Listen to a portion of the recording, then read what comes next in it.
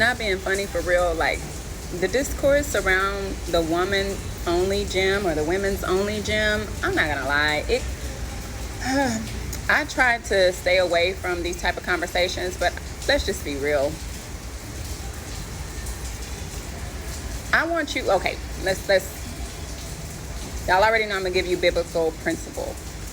I want you to understand how intentional God was when he created you, okay? Today we were reading in John 1, right? The word was God, okay?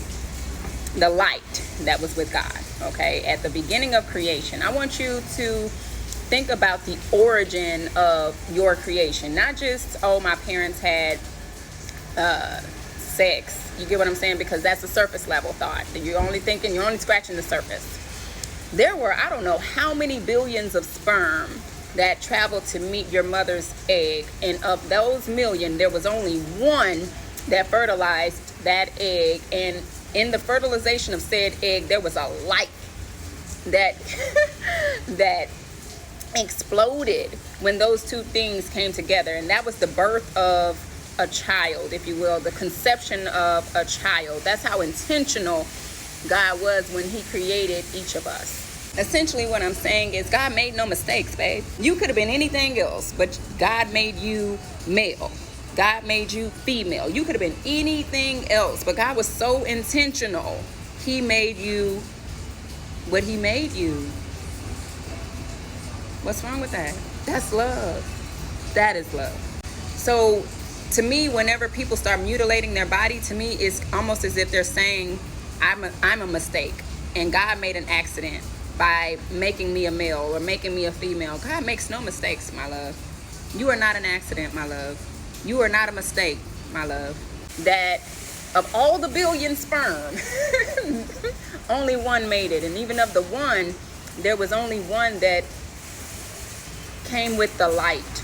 And that light is Christ. That Christ is already within you even before you recognize that there was ever a Son of God named Jesus Christ. You get what I'm saying? The Alpha and Omega, the beginning and the end. Right? That Adam, that seed, that sperm, right? That's the Adam, okay? But the light that penetrated the egg is the Christ, and even that is the beginning. That's how intentional God was when he created us. For us to even then come into the earth, come into the world, not know Christ, and still be able to receive the revelation of Christ, which was already or is already endowed within you, to know yourself and to know how authentic and how original and how, my God, beautiful God made you individually. So it grieves my spirit when I do hear about, people wanting to be anything other than themselves, anything other than what God created them to be. It grieves my spirit, so when it comes down to the whole trans community, this, that, and the third, like I said, for the most part, I stay away from it. But fact of the matter is, I feel it's self-hatred, and I do believe that it's a mental disorder. I believe that you do not love yourself. And perhaps it's because you don't even realize the origin of yourself. So even when I was seeing the whole DL Whisperer situation, oh my God, that pissed me off. It pissed me off. Because in these situations, what you find is that you have even the women supporting these men while they self-hate and call another man out for self-hating. You get what I'm saying? It's like, how can the pot call the kettle black?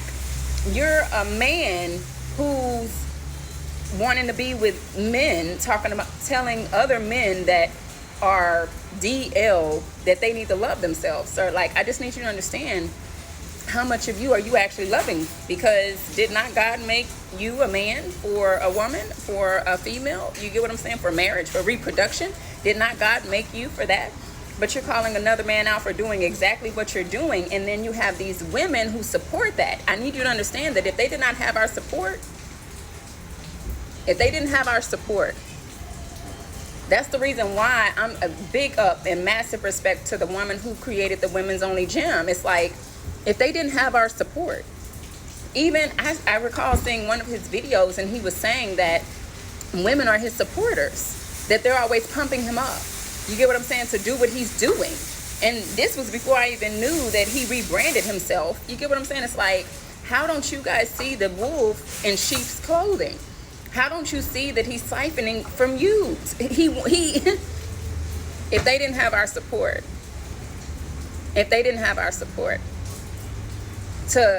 for their foolishness. And again, it's not about you trying to tell someone else how to live their life. It's you literally not condoning their delusion. I'm not going to come into agreement with your delusion to make you feel better about yourself. I'm sorry. Because that's not love. That's not love at all. That's me hating you further, because I'm saying I don't like that God created you to be this way, the original way, the way that he intended you to be. I'm saying you mutilating yourself, you going against, your birth, your original, what God intended you to be, is me loving you. So whatever hate's gonna come, God created me for it. You know what I'm saying? He built me for it. But at the end of the day, it's like, I don't support it.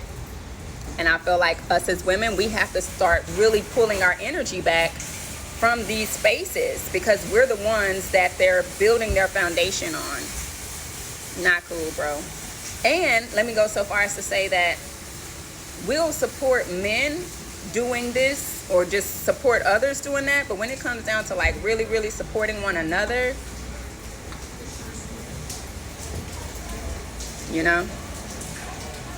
but I love y'all.